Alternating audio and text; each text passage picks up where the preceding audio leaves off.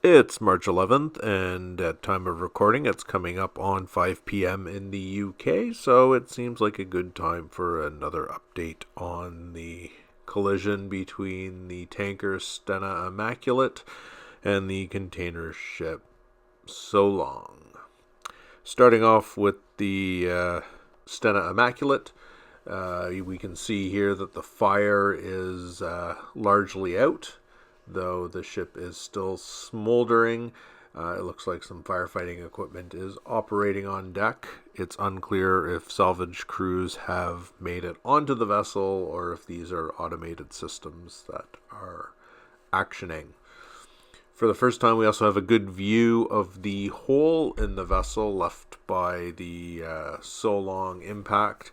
That's quite the wedge that's been punched out of it, which I suppose isn't surprising given the speed and the directness that the Solong struck it with.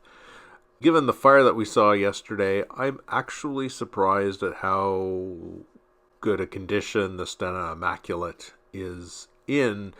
Given the size of the hole and the large fire, the ship is certainly charred and damaged, but it looks pretty stable. Not as charred and smoky as I would have expected it to be. Boskalis has been appointed salver for the tanker, and it remains at anchor where it was when the collision occurred. The Solong remains on fire and has drifted away from the collision site, moving approximately 14.5 nautical miles. The ship is expected to remain afloat, and the salvers will be towing it to Belgium. Tug currently has a line on the ship, so they are maintaining some control of it. And in some good news, it turns out that the containers thought to contain sodium cyanide were actually empties. They previously contained the chemical, but were being returned empty. The fire on board the Solong at this point looks to mostly be a cargo fire. Most of the fuel oil that would have spilled onto the ship has burnt off. I'm a little surprised at how little damage there appears to be at the bow, considering the hole that it left in the side of the tanker.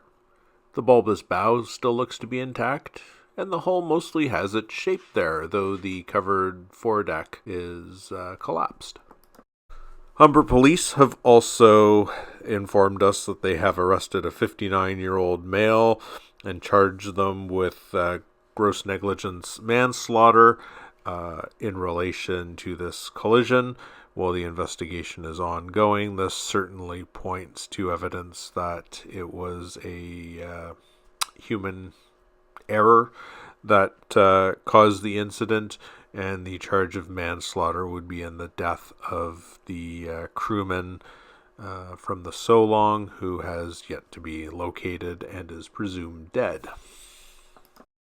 That's all I have for the Day 2 update. Be sure to subscribe to the channel to be notified of future updates. We'll be staying with this story as it progresses. I'm going to let the video run just with some remaining footage of the two vessels and their current state.